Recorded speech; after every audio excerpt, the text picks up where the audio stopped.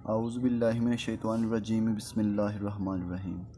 अस्सलाम वालेकुम dear students, आज हम एक्सरसाइज 1.2 का क्वेश्चन नंबर 6 सॉल्व करने जा रहे हैं। तो हमारा लेक्चर नंबर 5 है आज का। अच्छा जी, क्वेश्चन नंबर 6 जो है इसमें ज़रा देखें। क्वेश्चन लिखा है verify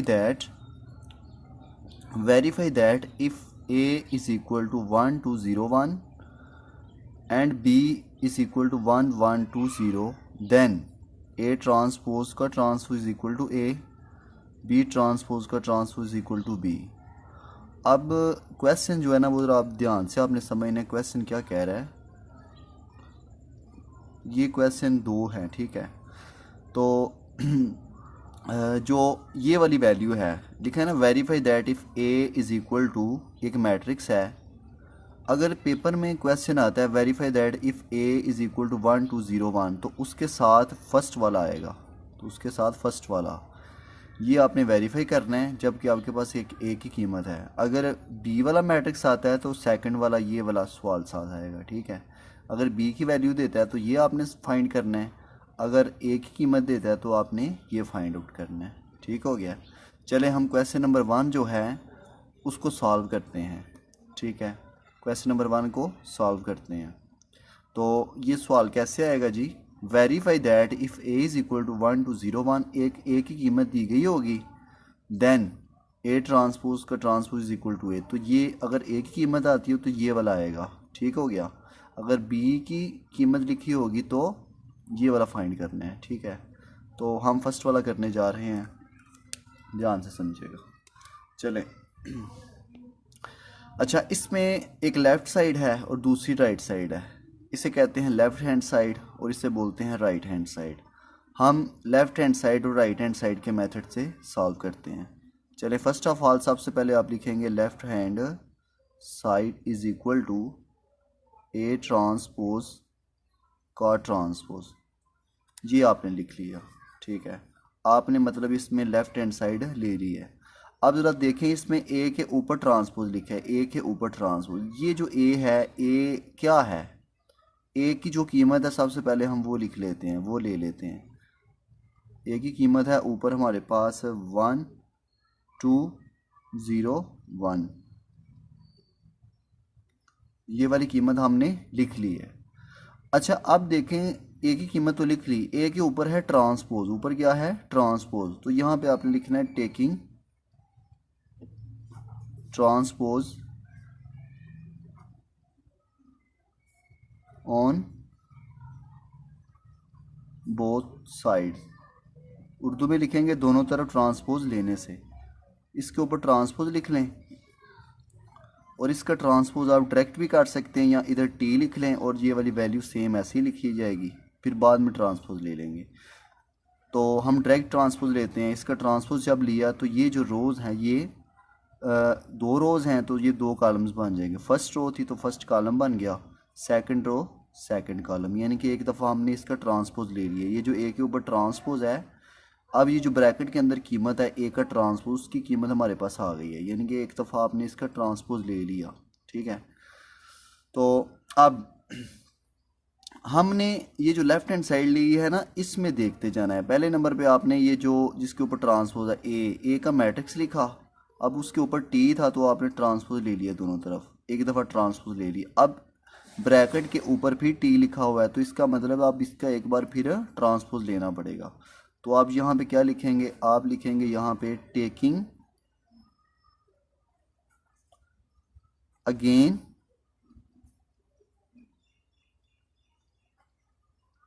transpose on both sides, यानी कि दोनों तरफ ट्रांसपोज फिर लेना है आपने। अब इसके ट्रांसपोज ये लिखा था पहले ही, मैंने ब्रैकेट लगा के ऊपर ट्रांसपोज लिख लिया। अब इसका भी मैं डायरेक्ट ट्रांसपोज ले लेता हूँ। 1, ये रो थी तो ये कॉलम बन जाएगा, फर्स्ट रो फर्स्ट कॉलम बन गया, सेकंड रो सेकंड कॉलम बन गया, ठीक है।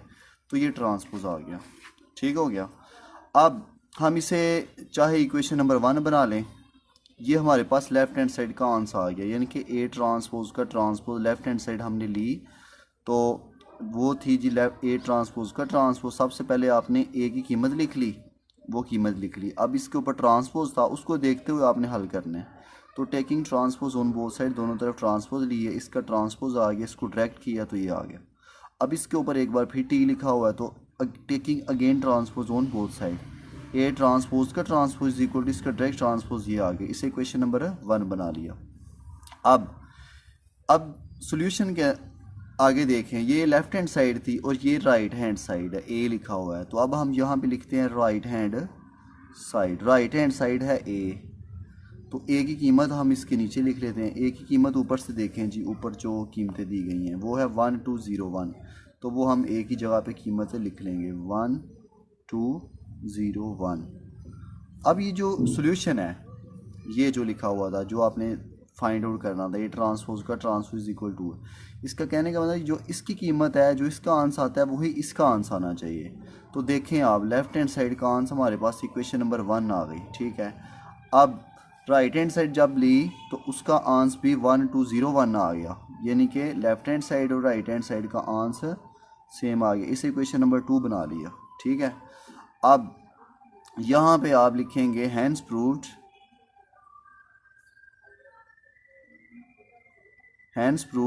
Left hand side is equal to right hand side. यहाँ पे आप एक और चीज़ भी लिख सकते हैं, इधर आप लिख सकते हैं from equation 1 and 2, from equation 1 and 2 hence proved left hand side equal to right hand side. ये इसका प्रूफ हो गया, ठीक है। इसको हमने ऐसे सॉल्व करना है जी। तो डियर स्टूडेंट्स, अब हम क्वेश्चन नंबर 6 का सेकंड वाला पार्ट जो है वो करने जा रहे हैं। हमने फर्स्ट वाला ये वाला किया था, ए की कीमत थी, तो मैंने अभी बताया था कि अगर ए की कीमत दी गई हो तो हमें ये वाला क्वेश्चन पेपर में आएगा। ए की कीमत अगर दी गई होगी तो ये वाला पार्ट पेपर में आएगा, ठीक है। तो फर्स्ट वाला मैंने जो है वो मैंने इस मेथड से कर दिया है, ठीक है। तो सेकंड वाला जो है मैं एक दूसरे मेथड से करने जा रहा हूँ। देखिएगा इनमें से जो सा आपको मेथड पसंद आता है वो कर लीजिएगा, ठीक है। चलें जी, ये जो सेकंड वाला है, ठीक है, इसको कैसे कर, लेफ्ट हैंड और राइट हैंड दोनों सॉल्व करते जाएंगे साथ साथ।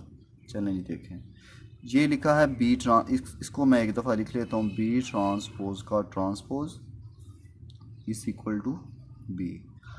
अब ये जो बी लिखा है, बी जो है, बी का मतलब है, हम देखें बी हमारे पास क्या है, बी की कीमत है एक, ठीक है, बी मैट्रिक्स है। तो ये बी की जगह पे आपने वो मैट्रिक्स लिख देना, वो है जी 1 1 2 0। इसके ऊपर टी लिखा हुआ है, अब इधर बाहर टी लिख दें। ये जो बी के ऊपर टी है, ये टी बाहर आ गया। अब ये ब्रैकेट लगी हुई हैं, ब्रैकेट्स, ये ब्रैकेट्स लगा लें। इसके ऊपर टी है, वो टी लिख दें, इज इक्वल लिख दें। बी जो है, बी सिंपल मैट्रिक्स है, ऊपर से बी की कीमत लिख दी 1 1 2 0। जहाँ पे बी है, बी की जगह पे बी मैट्रिक्स लिख लें ऊपर से देख के, ठीक है। ऊपर टी है तो टी लिख दें, डबल एक बार फिर टी है तो ब्रैकेट्स लगा के ऊपर टी लिख दें, ठीक है। तो राइट हैंड साइड में बी सिंपल लिखा हुआ है तो बी की कीमत लिख दी, जो इधर बी की कीमत लिख दी ऊपर से देख के, ठीक है। अब ये जो मैट्रिक्स लिखा है, ब्रैकेट्स लगी हुई हैं, ये जो स्क्वायर ब्रैकेट्स हैं, ये वाली मैट्रिक्स की जो हैं, इसके ऊपर एक टी लिखा हुआ है, इसका मतलब ट्रांसपोज। अब यहाँ पे आपने इसकी स्टेटमेंट नहीं लिखनी, टेकिंग ट्रांसपोज नहीं लिखना, सिंपल आपने इसको हल कर देना है। वो कैसे, इसका ट्रांसपोज ले लें डायरेक्ट। ये फर्स्ट रो थी तो फर्स्ट कॉलम बन गया, सेकंड रो सेकंड कॉलम बन गया, यानी कि ये जो टी है ये ख़त्म हो गया, ठीक है। अब ऊपर जो ब्रैकेट ये वाली लगी है, अब ये ब्रैकेट नहीं लगानी है आपने, क्योंकि ब्रैकेट के अंदर जो ऑपरेशन होता है वो लग गया है, ठीक है, ऑपरेशन इस पे लग चुका है। तो ये मैट्रिक्स, ठीक है, एक नई फॉर्म में आ गया, ठीक है।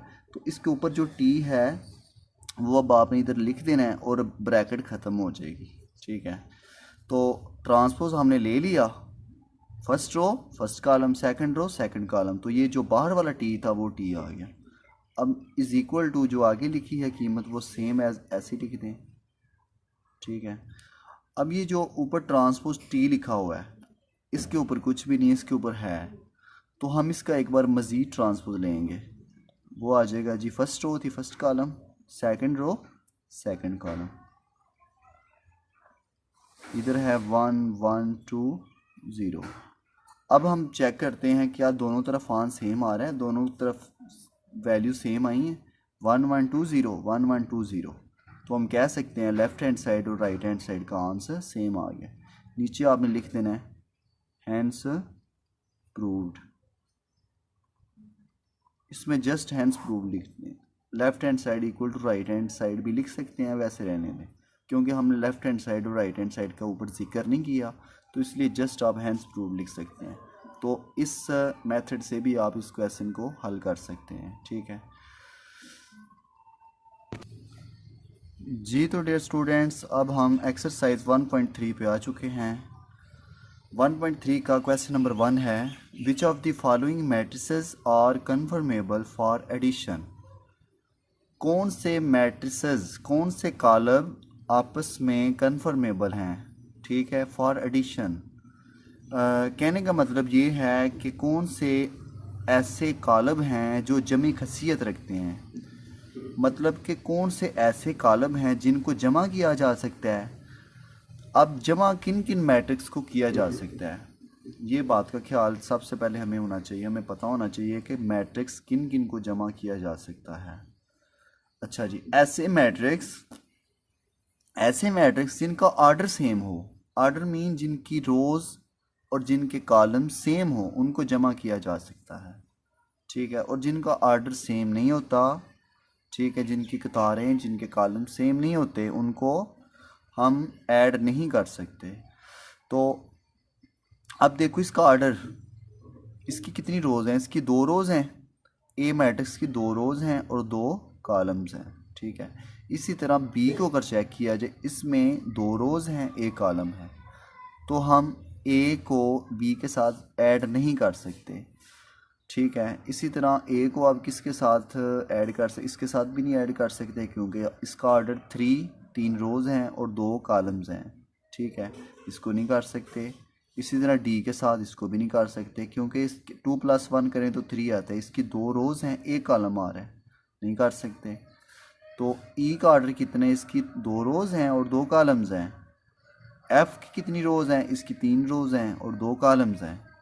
तो इसलिए ए का ऑर्डर और ई का ऑर्डर सेम है, तो हम ए और ई को जमा कर सकते हैं। जैसे कि 2 + -1, यानी कि ये और ये दोनों प्लस होंगे, 1 + 0 ये होंगे, इसी तरह ये इसके साथ, ये इसके साथ। ऐसे मैट्रिक्स जिनका ऑर्डर सेम हो वो आपस में प्लस हो सकते हैं, ऐड हो सकते हैं। तो हम कह सकते हैं इसका आंसर क्या होगा, इसका आंसर ये होगा जी, A and E are conformable for addition.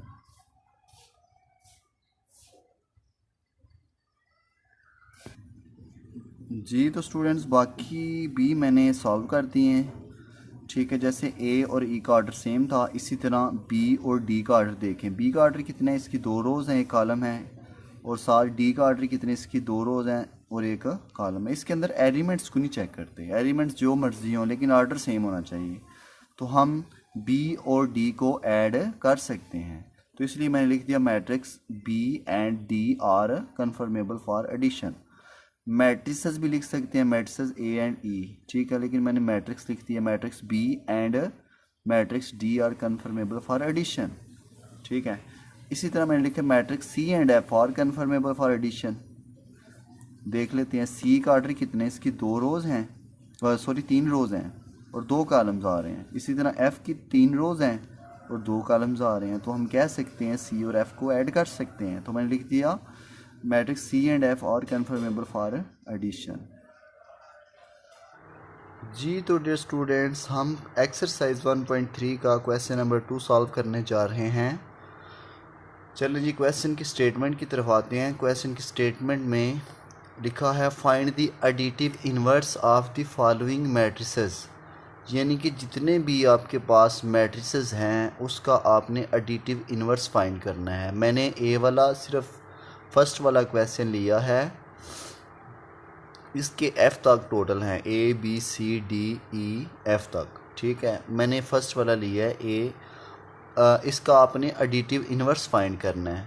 कह रहा है ये जो मैट्रिक्स है इसका आपने एडिटिव इन्वर्स फाइंड करना है।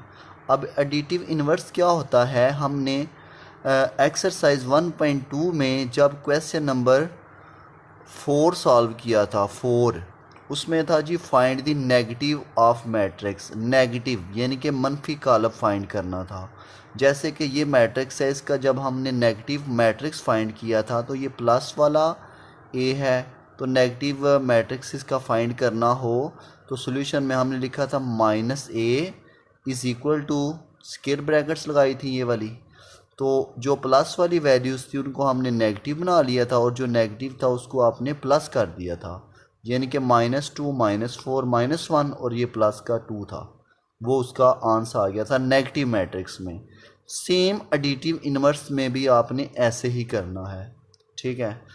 चलें जी देखते हैं, find the additive inverse. Additive को उर्दू में कहते हैं जमी, इन्वर्स मकूस फाइंड करें, यानी कि जो प्लस वाली वैल्यूज़ हैं उनको माइनस कर दें और जो माइनस वाली हैं उनको प्लस कर दें। चलें जी इसको करते हैं। इसके दो मेथड हैं, जैसे कि ए है, इसका आप डायरेक्ट आंसर निकाल सकते हैं, -a लगा लें इक्वल टू जो प्लस वाली वैल्यूज़ उनको माइनस कर दें और जो माइनस है उसको प्लस कर दें। तो चलें हम एक नए मेथड से करते हैं। हम लिखते हैं additive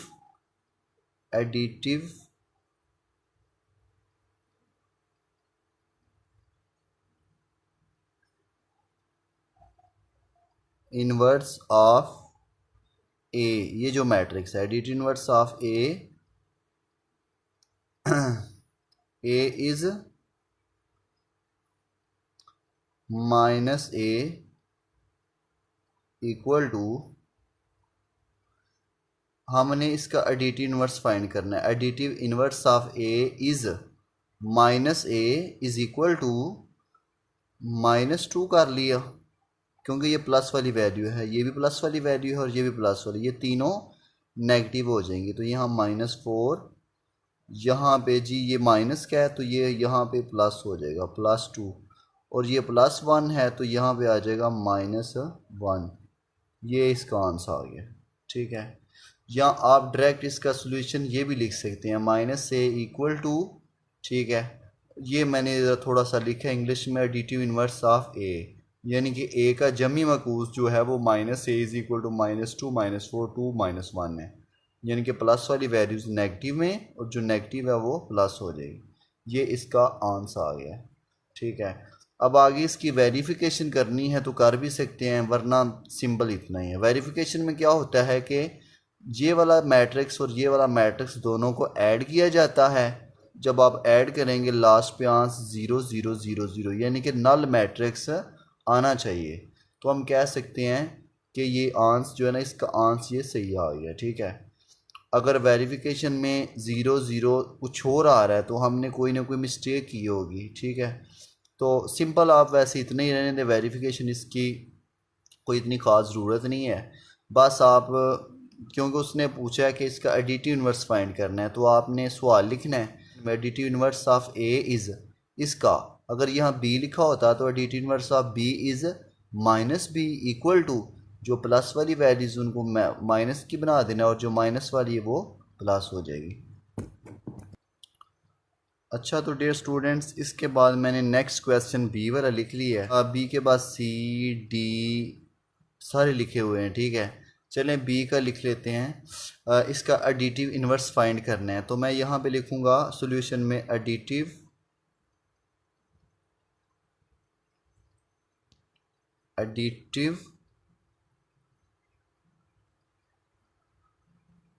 inverse of B is, इसको लिखते हैं -b इक्वल टू, ये ऑर्डर 3/3 है तो इसलिए ज़रा मैट्रिक्स को बड़ा करके, ठीक है, ब्रैकेट्स बड़ी लगा।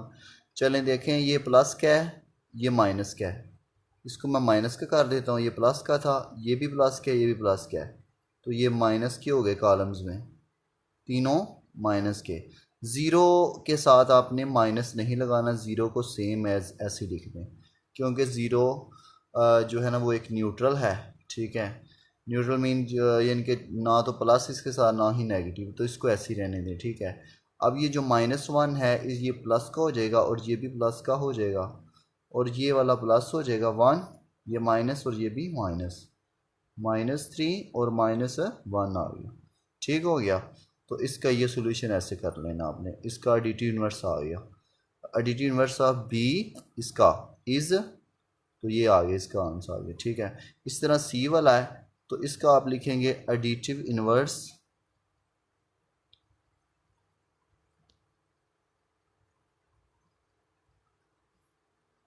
Inverse of C is, C का एडिटिव इन्वर्स है इज़ है -c इज़ इक्वल टू -4 और +2, ये इसका आंसर आ गया, ठीक हो गया। इस तरह डी वाला है, डी वाला कैसे करेंगे जी, एडिटिव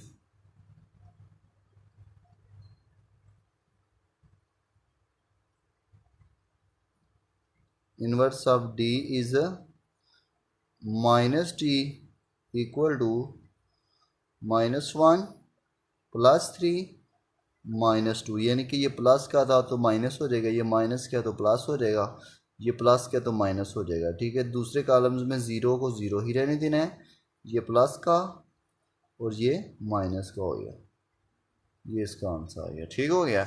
इसके बाद नेक्स्ट है जी डी के बाद ई वाला, ई वाला चेक कर लें, इसका आपने एडिटिव इन्वर्स फाइंड करना है। तो सॉल्यूशन के नीचे आप लिखेंगे एडिटिव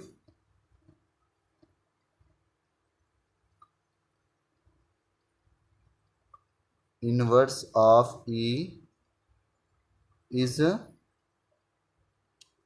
-e इक्वल टू, अब ज़ीरो के साथ आपने माइनस नहीं लगाना, बाकी के साथ लगा दें माइनस, जैसे कि ये -1 0 0 -1, ये इसका आंसर आ गया, ठीक है। इसके बाद नेक्स्ट एफ़ वाला चेक कर लें जी, इसका सॉल्यूशन आपने करना है, तो इधर लिखेंगे additive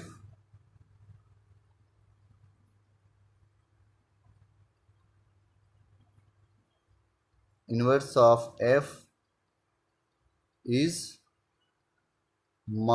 -f is equal to,